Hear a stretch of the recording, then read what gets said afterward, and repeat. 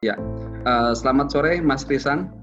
Selamat sore Pak Zulfikar. Ya, terima kasih loh sudah berkenan mau mengikuti sesi one-to-one coaching ini bersama saya.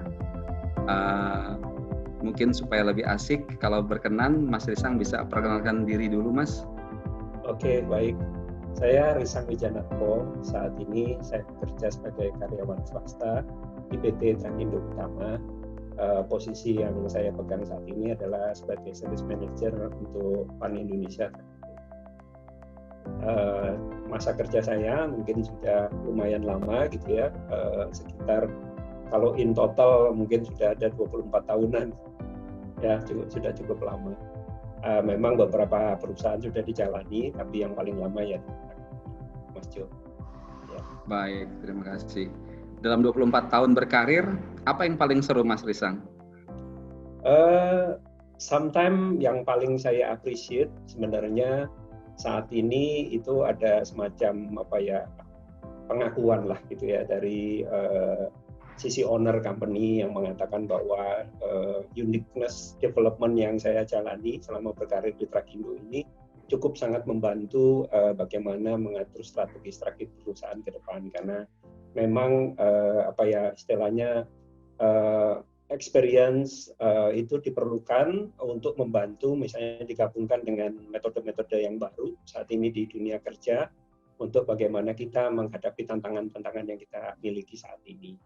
Nah ini jadi memang ada gap sih saat ini yang sering dirasakan itu sih, karena banyak juga yang zaman sekarang itu instan, lebih karena itu gitu ya. Jadi dia nggak mengalami semuanya gitu. Nah ini sudah makin jarang orang-orang seperti itu saya lihat.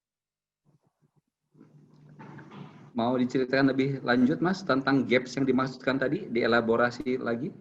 Oh ya, jadi yang sering ini memang ini yang sangat kritikal ya. Jadi sebenarnya kalau boleh di company itu sebetulnya menyadari roh company itu ada di mana sih core bisnisnya.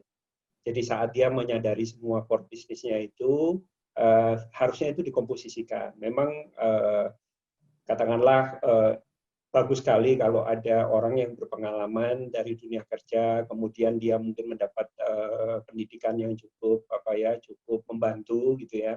Terus kemudian kalau itu misalnya di merge dengan anak-anak muda, apalagi sekarang dengan adanya generasi gap yang cukup banyak, dan juga biasanya anak-anak muda ini kan pendidikannya jauh lebih bagus gitu ya, exposure-nya juga datang dari background pendidikan luar negeri yang lebih baik.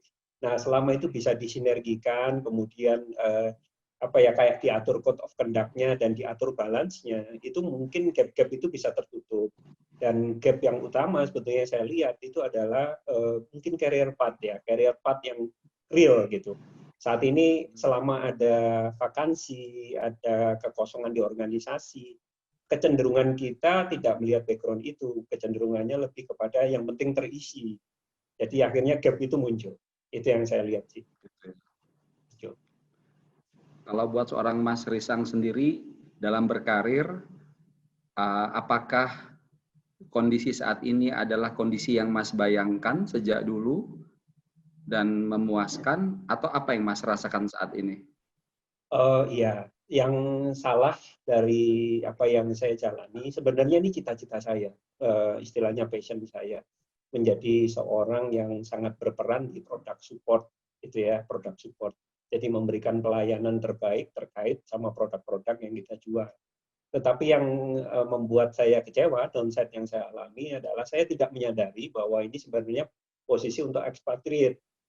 Jadi pos yang saya idam-idamkan ini adalah pos untuk expatriate. Jadi, waduh, ini salah mimpi. Ya itu yang mungkin saya rasakan, saya kecewa dengan dengan akhirnya posisi ini tidak pernah, posisi GM ya di Trakindo tidak pernah saya dapatkan, karena untuk pos yang saya impikan ini sebetulnya dikhususkan untuk expatriate. Jadi harus bule lah kalau di kita istilahnya gitu. Ya, itu Pak Jo. Tapi kalau kemampuan, kalau perjalanan, kalau kesulitan di tempat kerja saat ini sebenarnya sudah hampir dibilang sudah meluncur lah gitu ya, dengan cukup lancar. Baik. Jadi what's next buat seorang Mas Risang Wijanarko? Saya saat ini sedang mengubah ya maksudnya mengubah beberapa hal, terutama kayak organization design yang terkait dengan service, sehingga nanti akhirnya bisa lebih slim gitu ya, bisa lebih align, terutama dengan dealership kita ke Caterpillar. Jadi banyak hal-hal yang sifatnya reinvent the wheel saya coba streamline-kan, kemudian beberapa posisi yang mungkin dalam perjalanannya itu kurang efektif, itu coba saya hilangkan. Kemudian saya juga mendorong beberapa perubahan gitu ya, terutama misalnya dari memberikan KPI itu lebih bermakna. Sebelumnya kita membayar teknisi, servis ini kan lekat dengan teknisi ya, yang utama, membayarnya dengan skill. Jadi kompetensi base. Nah, akibat itu kita terapkan, akhirnya organisasi kurang berjalan dengan cukup baik, sehingga para leadernya ini bisanya memarahin tapi tidak mempengaruhi pendapatan. Okay. Nah, ini kita coba ubah, sehingga sekarang dengan pendekatan, sekarang kita membuatnya semacam hybrid, Mas Jul, jadi meritokrasi dengan kompetensi base kita gabungkan. Jadi 2 skala. Dan ini kita coba terapkan di semua lini ya, baik itu yang terkait di service, kolaborasi dengan technical, tim, terutama yang nanti memberikan training kepada mereka, ya. Kemudian juga kombinasi juga dengan tentunya human capital, supaya akhirnya itu dilakukan. Yang saya bersyukur ini didukung gitu ya, dari atasan maupun atau senior manajemen sampai di level isi. Jadi mereka sangat memberikan trust ini dengan baik. Once ini terjadi, dan saya juga sudah menyiapkan kader saat ini, mungkin saya akan mencoba challenge yang lain, karena ini nggak mungkin untuk saya terus di sini, di sisa karir saya tentunya. Mungkin saya akan mencoba posisi yang lain, selain yang saya idam-idamkan. Sebenarnya ini idaman saya, tapi membuat saya terberhenti. Itu Mas Jo.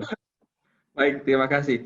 Ini adalah obrolan pembuka ya, obrolan pembuka. Ya. Nanti sekarang kita akan memulai, Mas. Jadi di tahap di sesi coaching ini regulated by ICF, International Coach Federation, dan salah satu ketentuannya bahwa seharusnya sesi coaching bersifat konfidensial. Oke. Karena tujuan sesi ini adalah untuk sharing, memberikan inspirasi bagi lebih banyak orang, maka sesi ini direkam dan untuk disiarkan. Untuk itu saya perlu bertanya, apakah Mas Risang bersedia sesi ini direkam dan disiarkan? Saya bersedia. Terima kasih, Mas. Ya. Kita akan mulai, Mas, di tahap awal. Kita akan menentukan dulu dalam waktu sekitar 30-40 menit ke depan ini, topik apa nih, Mas, yang mau kita bicarakan? Apakah mau diambil dari bagian-bagian cuplikan penjelasan Mas Risang tadi, atau apa saja? Silakan, Mas. Saya lebih ingin sebetulnya ini karena untuk objektifnya kan katakanlah ini bagi saya sesi pertama, dan saya juga mungkin dalam kasus sekarang ini bisa dibilang tidak terlalu punya case khusus gitu ya. Case-nya hanya saya melihat kadang-kadang kesabaran. Jadi kesabaran untuk kita melihat sebuah perubahan, itu aja sih Mas, itu yang sebenarnya terjadi saat ini. Tapi kalau misalnya ini mau datang dari New Institute, boleh aja, saya nggak ada masalah dengan itu. Baik, tidak apa-apa Mas, terima kasih. Jadi kalau tadi saya catat, Mas Risang mau mengangkat topik tentang kesabaran untuk melihat sebuah perubahan. Iya. Begitu ya Mas? Ya. Boleh dijelaskan lebih lanjut Mas, apa yang sebenarnya Mas maksudkan dengan topik ini? Iya, jadi kalau yang saya lihat adalah dalam kita mengkonvey sebuah ide atau katakanlah menyampaikan perbedaan pendapat, sometimes mungkin ini sangat dipengaruhi juga oleh karakter kita sendiri ya, secara real gitu. Nah ini yang kadang-kadang memang pengenalan diri ini sangat kritikal menurut saya, dan itu harus diajarkan lebih awal. Ini yang mungkin saya miss di dalam karir saya, Pak Julfikar, karena saya terlambatlah memahami hal-hal semacam itu, sehingga sometimes itu cukup berguna buat saya ke anak buah, tapi tidak berguna buat saya ke atasan. Karena yang bisa mendukung saya kan lebih atasannya. Iya. Ya, kalau anak buah udah pasti, karena case-nya tugas kita kan sebagai atasan mendukung mereka. Nah, ini Ya. hal-hal semacam itu kadang-kadang perlu didorong orang untuk memahami itu lebih jauh dan akhirnya bisa mengkonveynya dan mempraktekannya sehari-hari sehingga dia tidak mislangkah gitu ya. Itu perhadapan terhadap orang-orang yang sebetulnya harusnya mendukung dia. Dan dia memiliki kesabaran untuk menyampaikan idenya dengan cara yang lebih proper. Itu yang saya maksudkan, Pak Zulfikar. Jadi maksudnya kalau saya boleh perjelas, Iya. yang Mas Risang maksudlah kesabaran buat Mas Risang sendiri dalam rangka menyampaikan berbagai macam pesan ke atasan. Betul. Betul. Begitu ya? Iya, betul. Sehingga mereka bisa lebih menerima dan kemudian bisa lebih akhirnya mengempower Mas Risang, begitu? Betul, betul. Gitu ya? Iya, betul. Jadi seharusnya saya lebih ini ya di dalam berkomunikasi itu lebih mengutamakan sebenarnya apakah yang saya maksudkan diterima, dipahami dengan baik sehingga akhirnya dapat feedback seperti apa. Nah, sometimes kemampuan mendengar di sini lebih kritikal. Jadi kalau atasan saya memiliki prioritas yang lain, harusnya saya fokus ke prioritas atasan saya dulu kan dibanding katakanlah prioritas saya. Nah, cuman dalam hal ini sometimes saya berpikir lah, ini kan internal. Nah, ini nggak boleh. Sebenarnya kan disitulah dibicarakan. Tidak berarti akhirnya saya mengambil keputusan sendiri yang saya anggap lebih penting gitu ya, karena ini lebih ke customer dibanding katakanlah internal fokus. Lebih baik ke eksternal fokus. Nah, ini yang sebetulnya kesabaran ini dan mungkin proses orientasi saya yang harusnya secara tertib gitu ya, disiplin menjalaninya. Nah, ini yang perlu saya saat ini masih belajar lah, Mas Jul, untuk itu. Wah, luar biasa ya. Ini bahasa yang sangat rendah hati ya. Dengan pengalaman sekian tahun di posisi sekian, Mas Risang mengatakan bagaimana bisa belajar untuk lebih sabar lagi dalam menyampaikan pesan kepada atasan. Dalam kaitan ini adalah bagaimana bisa mendengar lebih baik. Artinya Mas Risang bisa mendengar lebih baik pesan-pesan dari atasan, tidak mendengar quote-unquote pesan dari diri sendiri, gitu ya. Ya, betul, betul. Dan mau cari tahu bagaimana cara melakukannya ya. Betul, betul. Baik, baik. Terima kasih, Mas. Baik, Mas. Itu topiknya. Saya kira cukup spesifik, gitu ya. Nah, kan obrolan kita singkat, Mas. Dalam obrolan yang singkat ini, apa yang Mas harapkan dari obrolan ini? Apa yang ingin Mas dapatkan dari diskusi kita, dari sesi coaching ini untuk Mas take away di akhir sesi nanti? Sebenarnya apa yang saya lakukan, beberapa sudah saya ubah, saya perbaiki. Memang yang agak berat, katakanlah beberapa atasan saya yang mungkin sudah terluka gitu ya dengan ucapan saya, dengan tindakan saya. Meskipun beberapa sudah mulai memahami, oh ternyata yang mungkin saya maksudkan kemarin itu betul gitu ya, tapi saat itu kan masih terjadi konflik katakanlah. Nah, ini saya berharap sebenarnya objektif saya akhirnya terutama bagaimana merecovery atasan-atasan yang masih kecewa dengan saya. Mungkin itu yang lebih penting. Baik. Jadi mau mencari tahu gitu ya, bagaimana cara untuk merecovery atau memperbaiki hubungan kembali gitu? Betul, betul. Dengan para atasan yang sempat terluka tadi istilahnya ya. Iya, betul, betul. Iya. Atasan sempat terluka. Baik, Mas. Kita coba ya, Mas. Baik. Mas, untuk mencoba mendalami ini, apa yang sejauh ini Mas Risang ketahui tentang atasan-atasan yang terluka ini? Apa yang Mas maksud dengan kata terluka? Jadi saya sering tidak mengenali bahwa atasan saya ini ada beberapa orang yang mungkin tidak suka di debat. Gitu. Nah, sometimes itu bagi saya karena ini saya mungkin kemampuan saya memahami karakter tersebut itu terlambat. Karena saya terlalu mungkin mengkristalkan apa yang saya alami sebelumnya. Dulu atasan saya termasuk mungkin owner pertama dari Trakindo ini mengajarin kami berani, jujur, dan terbuka. Gitu. Jadi itu saya pegang sekali gitu. Ternyata nilai itu sudah mungkin tidak sama gitu ya saat ini. Gitu. Dan itu harusnya saya pahami. Itu yang saya terlambat sehingga akhirnya saya tetap memegang 3 nilai tadi yang awal. Itu. Jadi kalau saya lihat dia salah, ya saya bilang salah, bukan begitu, gitu ya. Nah, saya nggak kenal bahwa orang ini nggak boleh seperti itu dihadapinya. Nah, ini yang mungkin saya mungkin secara personal gitu ya, memang harus bisa seperti itu. Nah, ini yang sebetulnya saya nggak bisa, karena mungkin tipikal saya adalah menunjukkan dengan performance, tidak menunjukkan dengan relationship. Ini yang apakah itu sebuah ego, bisa jadi juga Pak Zulfikar. Harusnya kan is human is being human kan, tetap. Iya. Baik. Jadi tadi apa yang sudah Mas ketahui adalah bahwa ada sebagian atasan yang tidak bisa didebat. Iya. Gitu ya. Namun bersandar pada 3 nilai dasar yang Mas Risang juga dengar dari pendiri, ya, early generation dari Trakindo. Sebab itu yang Mas Risang pegang. Namun ternyata budaya sudah berubah, orang-orang sudah berubah, sehingga sebagian orang tidak bisa menerima sikap Mas Risang, begitu ya. Betul. Nah, selain sikap para atasan yang tidak bisa didebat, apalagi Mas yang Mas ketahui tentang mereka ini? Jadi memang yang saya salah gitu ya, yang mungkin saya termasuk yang dapat toksik dari beberapa senior terdahulu, itu adalah mereka bilang begini, entah ini benar apa salah. Dia bilangnya begini, kalau di atas kamu adalah orang kelas B, it's very difficult untuk mengakui orang yang kelas A, karena akan mengancam posisinya. Nah, itu sering ada kalimat seperti itu dulu. Memang tidak banyak orang yang berani berpendapat seperti itu. Tapi yang saya syukuri di akhir itu second generation-nya itu bisa memahami itu. Itu yang saya ngelihat ya. Meskipun ini sebentar lagi juga akan third generation Pak Zulfikar di Trakindo.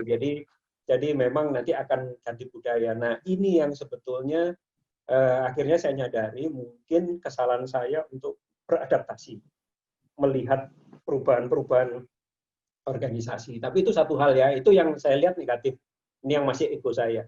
Tapi mungkin yang sisi yang lain sebenarnya saya mungkin lebih tertib lagi gitu ya di dalam memahami sebetulnya keinginan, karena tidak semua keinginan atasan saya buruk sebetulnya. Gitu ya. Dia misalnya ingin proses berjalan, proses itu fokus gitu ya. Result oriented-nya lebih keras gitu. Kalau saya lebih kepada punya kecenderungan kalau orang itu tidak bisa, daripada kita teriakin atau kita marahin, cenderungan saya, apa masalah kamu? Saya gali dulu root cause-nya, kemudian saya bantu. Memang yang saya lakukan ini hasilnya lebih lambat, tetapi lebih permanen sebenarnya. Nah, ini yang perbedaan prinsip ini yang sometimes nggak semua orang dengan cepat memahami. Tapi sebenarnya yang paling jelek dari diri saya adalah seharusnya saya tetap menaruh dia di atas sebagai organization awareness. Harusnya saya meletakkan priority dia duluan dibanding katakanlah priority saya. Meskipun saya selalu berlindung, saya nganggapnya ini berlindung ya sebenarnya. Kan demi kepentingan company gitu. Saya nggak demi kepentingan pribadi. Nah, itu yang mungkin selfish lah ya, mungkin ego lah. Mungkin itu yang mungkin saya belajar juga untuk mendewasakan diri di situ, Pak Zulfikar. Jadi kalau saya boleh sampaikan ulang, apa yang Mas sampaikan tadi adalah bahwa ketika menghadapi tim kerja yang melakukan kesalahan, Mas Risang ini lebih cenderung untuk menggali lebih dulu permasalahannya dan mencoba membantu dan mengempower yang bersangkutan untuk bisa memperbaiki cara kerja. Namun pola ini terlihat lebih lambat oleh para atasan, katakan begitu ya. Dan ada ketidakpuasan di kalangan atasan.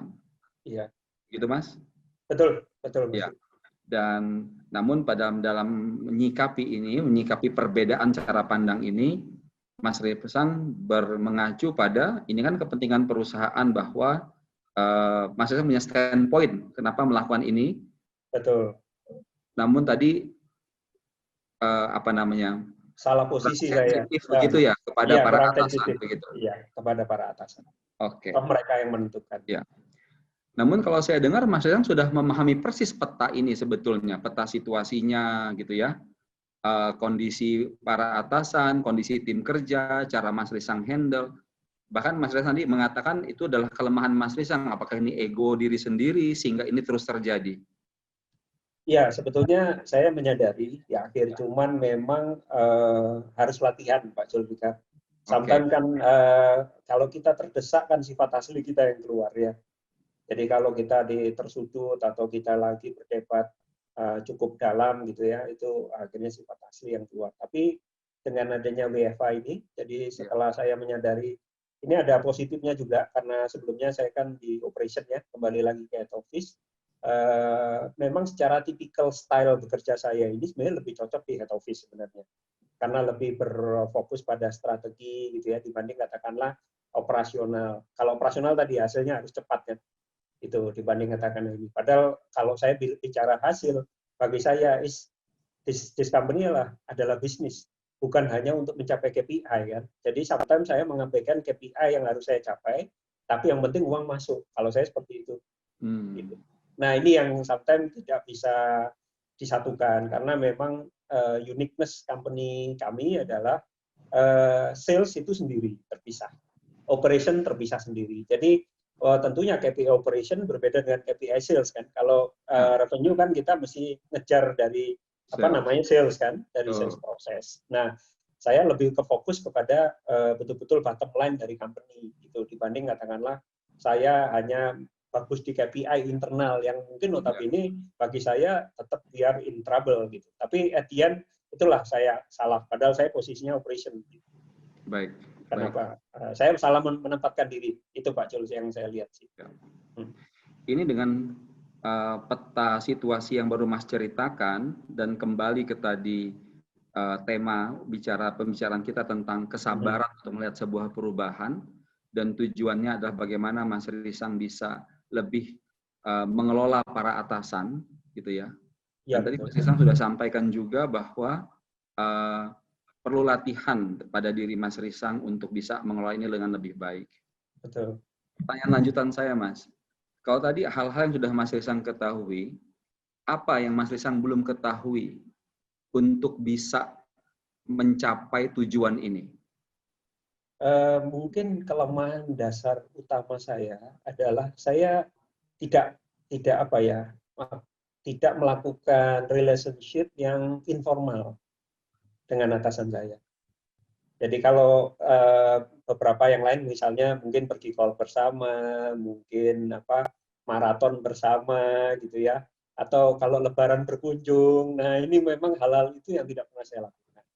Mungkin karena tipikal saya adalah tipikal operation banget.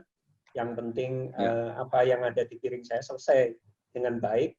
Itu bukan tugas saya lah gitu, yang seperti itu. Nah, mungkin ini yang mungkin harusnya saya sadari juga. Karena ya at the end kita berhadapan dengan manusia kan. Kalau tidak kita manusiakan juga akhirnya ya formal, semuanya serba formal. Dan saya pikir skill memahami orang juga diperlukan di dalam bisnis kan. Jadi mungkin inilah juga yang dilihat kita tidak siap juga untuk menerima posisi yang lebih besar lagi. Gitu. Itu mungkin Pak Jul komentar saya. Itu bagian dari kedewasaan. Jadi sebenarnya Mas Risang tahu bahwa dibutuhkan sebuah informal relationship gitu ya. Betul. Dengan para atasan ini ya, mungkin tadi olahraga bersama, keluar hanging out bersama gitu. Iya. Lebaran berkunjung gitu. Jadi Mas Risang sudah tahu sebetulnya ini, tapi somehow tidak dilakukan atau belum tidak dilakukan. Pernah dilakukan. Iya. Tidak pernah dilakukan. Baik. Tidak pernah. Tidak pernah. Tidak pernah. Tadi Mas Risang katakan juga bahwa ini penting sebenarnya dalam konteks memahami, gitu ya, memahami orang. Iya, betul. Terus Mas Risang katakan butuh skill untuk memahami orang lain. Betul. Gitu ya, Mas? Betul. Apakah yang Mas tadi, karena pertanyaan saya, apa yang Mas Risang belum ketahui? Apakah artinya Mas Risang belum mengetahui skill untuk memahami orang lain? Apakah ini Mas maksudnya? Kalau saya lebih mungkin yang saya sangat tidak ketahui mungkin ya lebih kepada karena pemahaman diri saya ini atau kontrol kendali saya ini harus lebih kuat lagi. Dan itu saya lakukan sebetulnya harus betul-betul purely untuk memahami atasan sehingga katakanlah yang informal itu kan sometimes lebih semua masalah, semua informasi bisa keluar. dibanding katakanlah dengan posisi formal. Padahal saya sebetulnya mau melakukan spend itu untuk customer saya gitu. Tapi untuk katakanlah untuk diri saya sendiri, saya tidak mau melakukannya gitu ya. Jadi kalau saya dulu berhadapan dengan para pelanggan saya melakukan itu informal discussion gitu ya, ngobrol yang nggak kebawa ke bisnis gitu ya, tapi lebih kayak human to human. Gitu. Nah ini yang mungkin yang saya kurang, dan kalau saya nggak asah katakanlah dengan internal, tentunya saya juga mungkin memahaminya tidak terlalu mungkin tidak utuh lah, mungkin saya boleh bilang begitu, Pak Jo. Nah ini saya nggak tahu apakah ada skill yang saya belum pahami atau sebetulnya itu ego, barrier itu karena saya itu tidak pernah saya lakukan. Sebenarnya saya tahu tapi tidak mau melakukan. Boleh Kak kita coba bongkar dari kata yang terakhir itu gitu ya? Karena dari awal tadi Mas Isang juga sudah sering katakan apakah ini ego, gitu. Boleh nggak kalau saya bertanya, sebetulnya apa yang Mas Risang rasakan waktu memutuskan untuk tidak melakukan hal-hal yang biasa Mas Risang lakukan kepada customer? Dia kan mau tuh lebih sabar kepada customer ya, ngajeni mungkin orang Jawa gitu ya. Tapi kalau ke atasan kurang sabar, nggak mau melakukan hubungan-hubungan informal itu. Nah, apa yang Mas Risang rasakan waktu memutuskan untuk tidak mau melakukan kepada para atasan? Di dalam diri itu mungkin ini mungkin barriernya. Saya merasa saya tidak suka menjilat untuk mendapatkan sesuatu. Dan itulah yang memang sebetulnya saya pikir mungkin exposure pekerjaannya. Jadi dari awal atasan saya itu yang paling ini ya, yang cukup serius di jalan itu hampir selalu bule. Itu hampir selalu expatriate. Jadi karena expatriate dia hanya melihat performance gitu ya. Hubungan relation itu ya sekedar karena mungkin kita nggak terlalu intens ya, kan nggak ngobrol sampai di level kayak mereka itu bisa tibar ngobrol informal sampai seluruh informasi keluar gitu ya, itu mungkin tidak bisa saya jalani.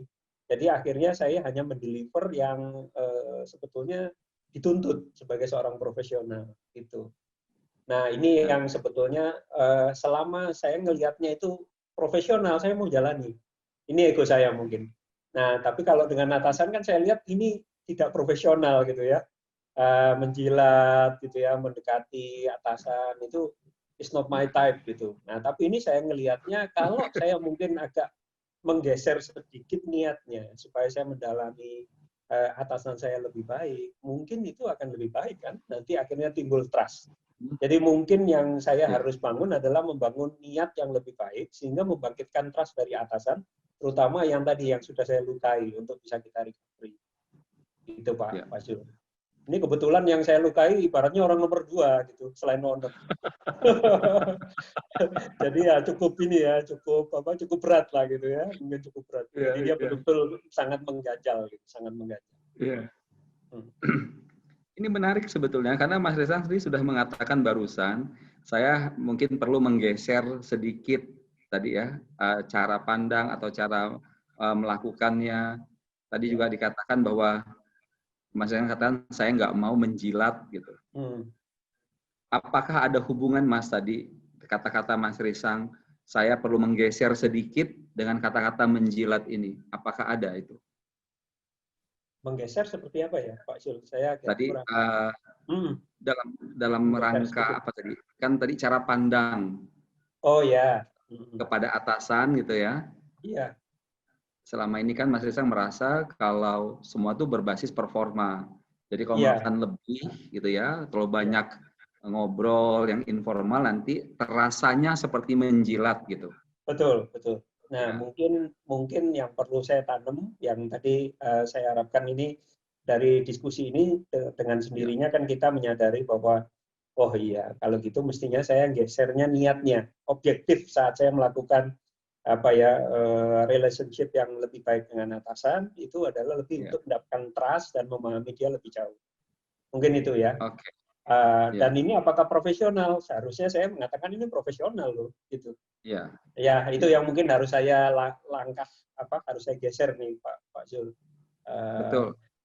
Karena saat ini saya nganggapnya itu unprofesional kan gitu ya. Nah ini mungkin paradigma saya yang salah untuk melihat itu.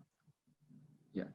Nah itu tadi yang saya tanyakan gitu dalam rangka Mas Risang mau menggeser niat tadi ya, bahwa tujuannya lebih objektif untuk performa pada akhirnya gitu. Ya. Namun tadi di balik ini juga sering mengatakan kata saya tidak mau menjilat gitu. Iya. Pertanyaan saya, Mas Risang melihat nggak ada hambatan secara alam bawah sadar Mas Risang konsep menjilat ini, sehingga mungkin nggak konsep ini membentengi Mas Risang untuk menggeser niat itu? Bisa jadi ya, bisa jadi. Karena mungkin secara perjalanan karir itu saya sangat mengkristalkan bahwa saya tidak pernah menilai anak buah saya dengan cara siapa yang lebih dekat. Itu hampir tidak pernah. Saya betul-betul hanya melihatnya dari katakanlah dari sudut objektif gitu ya. Jadi kalau misalnya ada masalah dengan saya langsung cenderung untuk saya tegur aja gitu ya. Saya kasih tahu, saya nggak free kamu melakukan ini, dibanding katakanlah saya menandai yang bersangkutan untuk tidak sukses nanti karirnya di depan. Nah, karena mungkin itu saya anggap prinsip yang benar, saya berharap atasan saya memahami hal-hal semacam itu. Gitu. Nah, ini yang saya salahkan gitu. Mestinya ini kan saya sampaikan, kita utarakan gitu ya, kita terbuka gitu sama mereka. Itu yang mungkin perlu dipahami. Mungkin itu seperti itu, Pak. Kalau Mas Risang coba ingat-ingat kembali, sejak kapan sebenarnya Mas Risang sebenarnya sudah sadar juga, sudah tahu bahwa ini adalah masalah utamanya, bahwa Mas Risang tidak mau menjilat, Mas Risang paham tentang atasan-atasan ini, gitu. Tadi katakan Mas Risang itu sebagai seorang atasan juga bagi para anak buah, punya prinsip bahwa mereka maju karirnya bukan karena dekat dengan Mas Risang, tapi karena performa, dan itu mengkristal. Sebetulnya sudah sejak kapan Mas Risang memahami ini? Sebetulnya lumayan agak lama, Pak Zul. Kita mungkin berbicara mungkin 4 tahun ada ya, sekitar 4 tahun. 4 tahun itu. Nah, saat kesalahan saya adalah tidak merespon. Katakanlah kalau ada trust yang diberikan, itu saya respon dengan sikap perubahan gitu ya. Kalau performa saya sih konsisten gitu ya. Saya dimanapun diletakkan, I do my best selalu begitu. Saya tidak pernah mengerem apa yang bisa saya kontribusikan. Tetapi mungkin perubahan sikap ini yang ditunggu kan gitu ya. Karena we are know gitu ya. Ya saya juga sempat belajar gitu ya. Yang menaikkan karir seseorang kan sebenarnya bukan performa. Performa itu kan kayak hygiene factor aja kan gitu. Tapi tingkat kenyamanan, kepercayaan gitu ya, terus mampu mungkin melihat sisi lain gitu ya, sisi lain dari sekedar performa. Itu mungkin yang lebih siap untuk jadi senior leadership gitu ya, dibanding katakanlah mungkin managerial level. Kalau performa memang kan managerial level, Pak Jun. Nah itu mungkin yang saya sadari. Mungkin sudah 4 tahun. Nah, cuman ini keberanian saya untuk mengubah itu yang harus ada dalam diri saya. Oke. Kalau boleh kita tarik dari situ Mas, pernyataan terakhir, keberanian. Tadi Mas katakan keberanian saya untuk mengubah itu. Iya. Ya. Nah, mari kita masuk ke tahap lanjutan ya Mas. Apa Mas yang menurut Mas Risang perlu Mas Risang lakukan untuk bisa mengubah itu?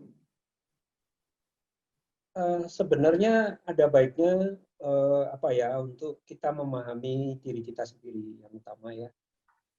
Jadi kayak pemetaan kayak potensi mungkin terlihat ya, tapi kalau karakter kita itu kita perlu pahami.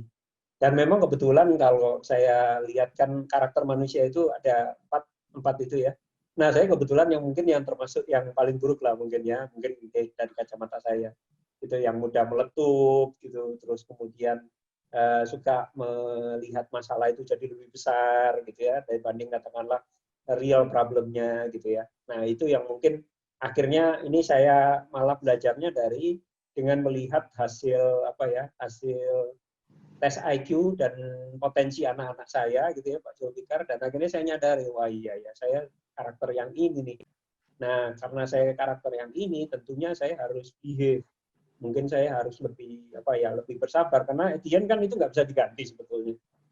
Nah, tapi yang bisa adalah kita beradaptasi dengan situasi yang harusnya kita keluarkan gitu ya, atau mengasah skill tertentu atau kompetensi tertentu sehingga kita bisa lebih bersabar.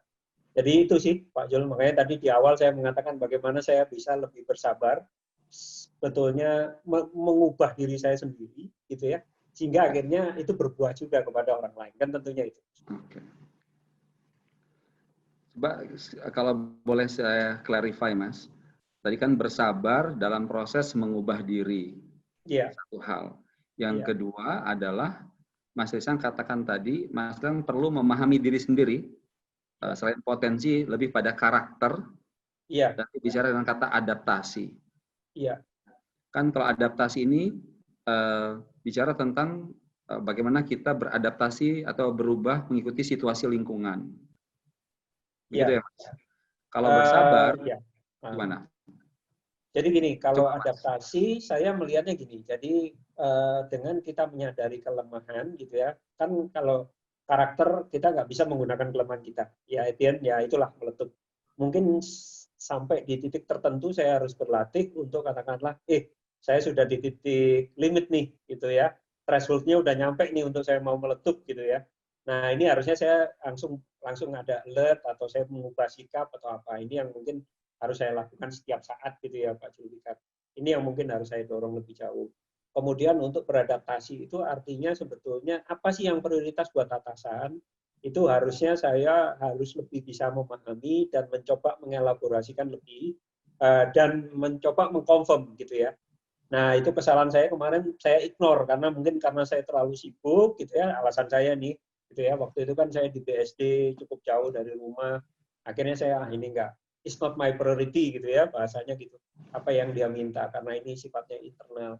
Nah, saya mengerjakan yang sifatnya truly bisnis. Saya bagaimana get money more untuk this company. Itu yang saya fokuskan.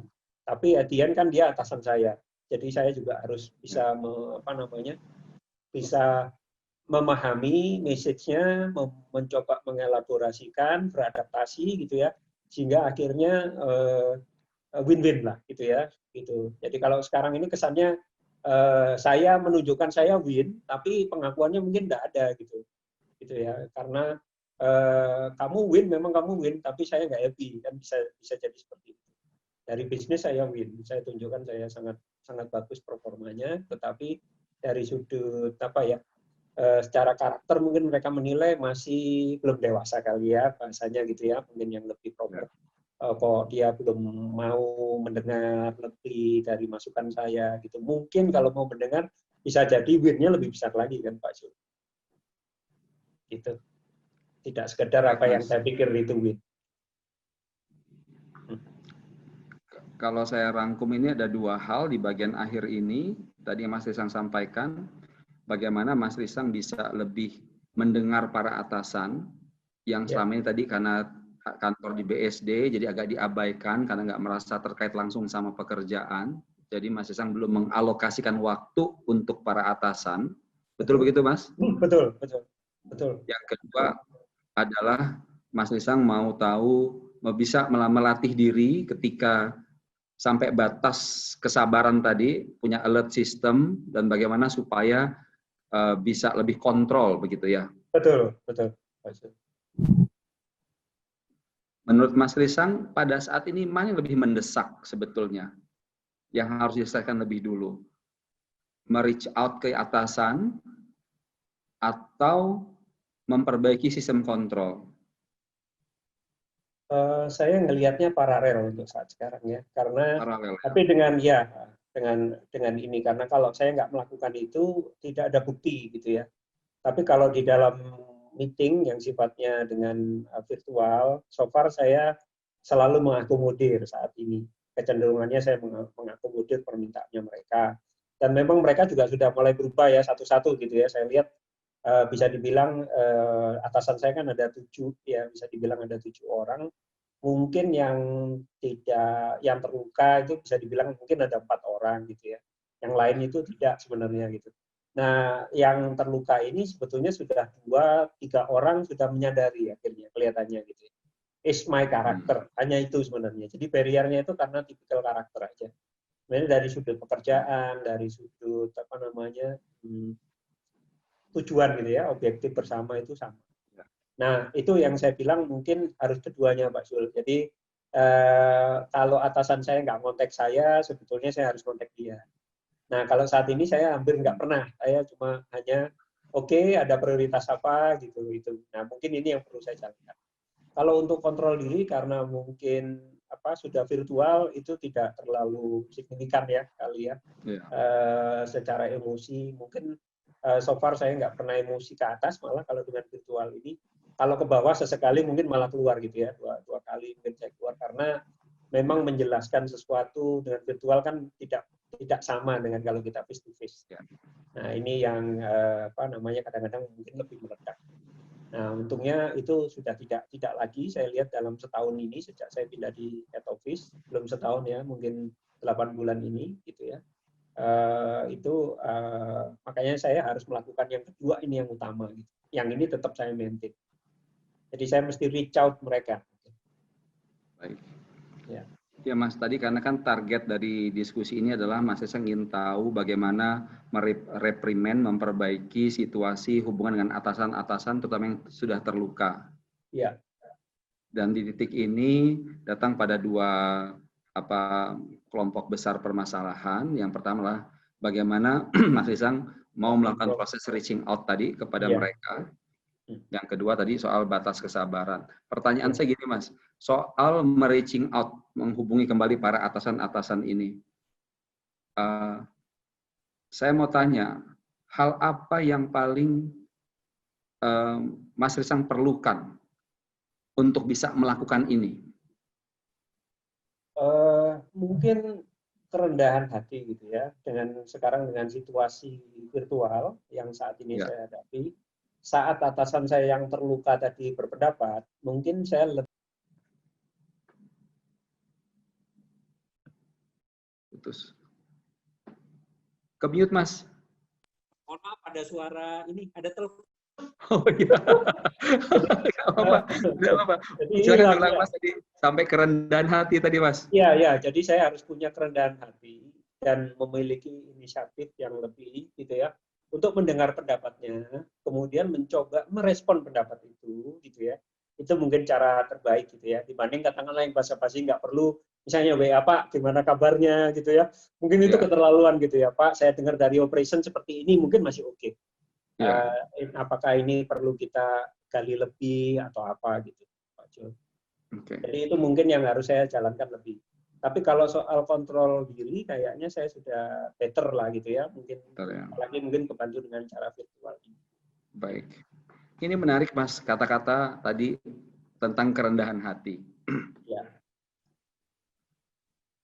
Kembali lagi, apa yang Mas rasakan sebetulnya saat kan udah tahu tadi sebetulnya apa yang mau dilakukan, apa yang mau disampaikan, ditanyakan, bahkan membedakan pertanyaan yang receh-receh, nggak jelas, sama pertanyaan yang lebih berbobot untuk menghubungi para atasan, untuk mau lebih mendengarkan pandangan mereka, begitu.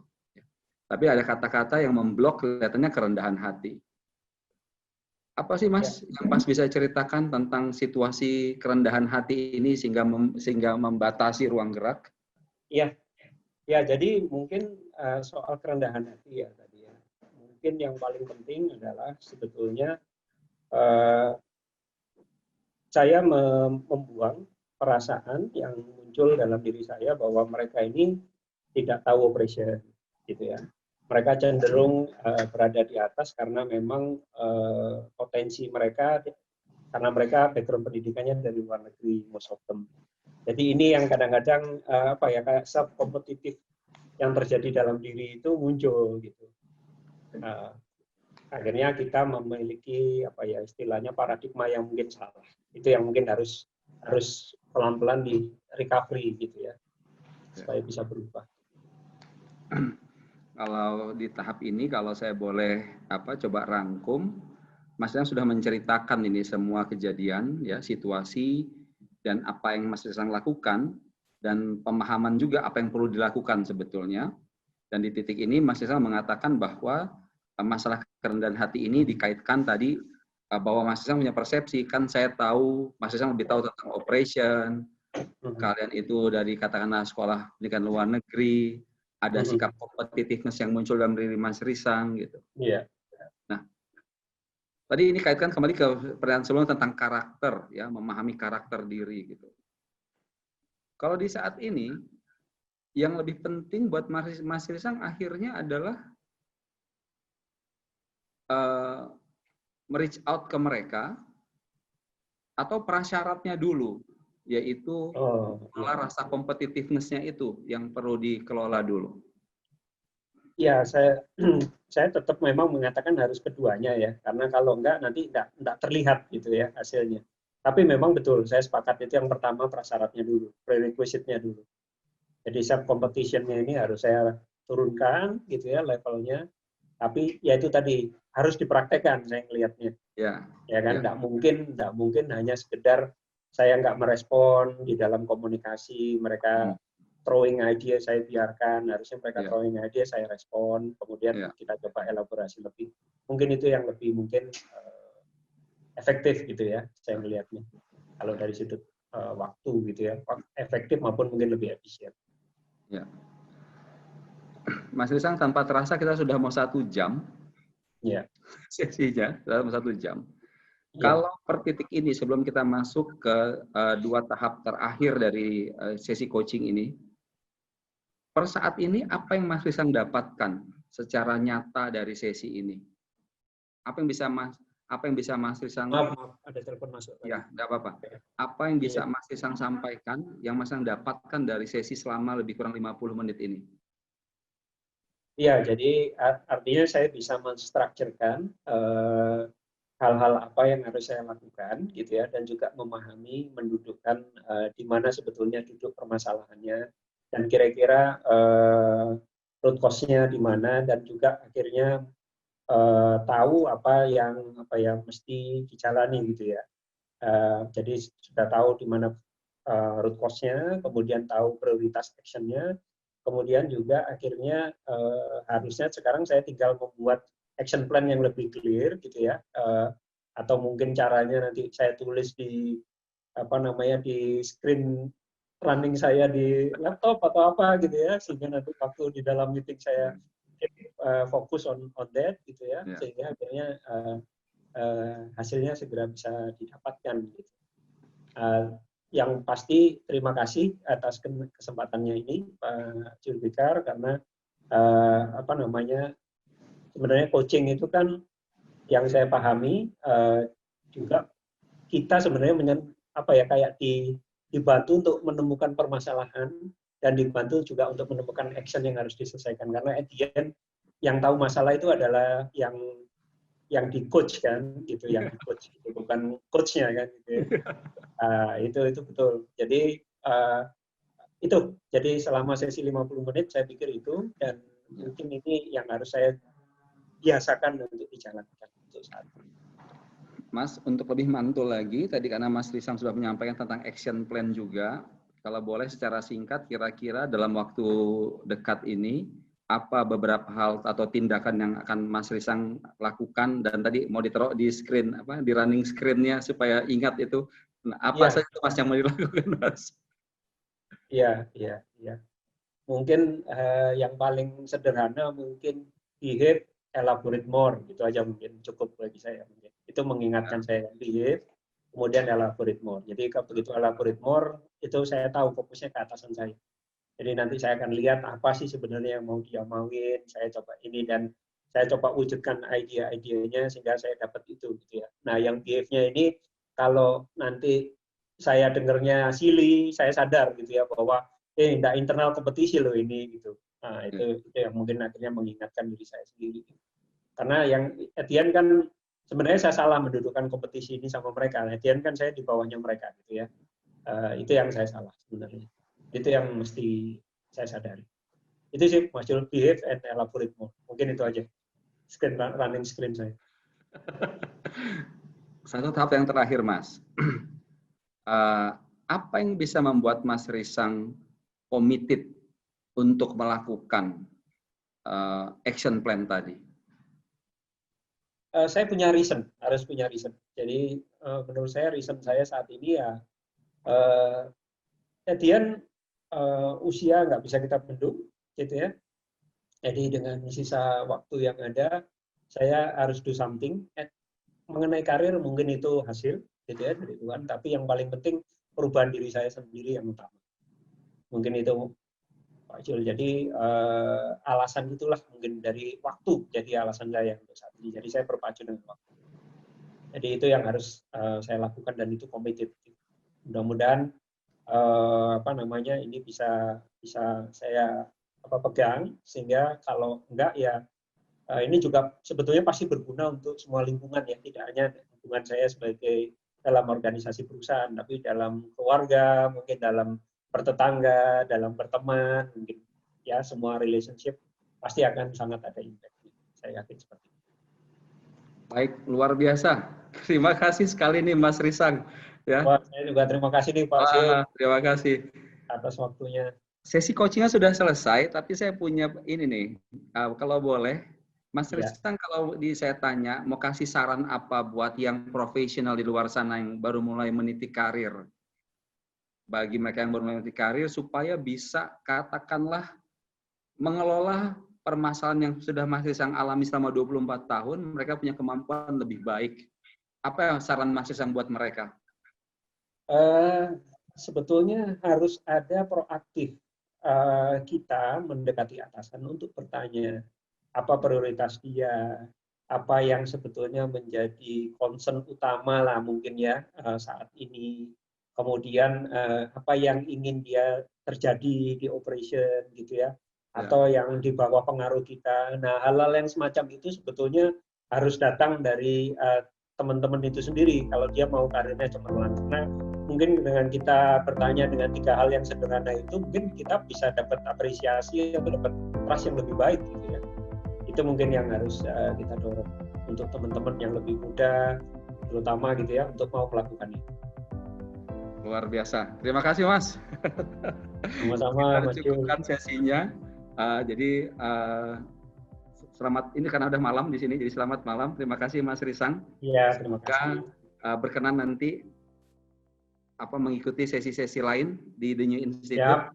Siap. Ya, terima kasih.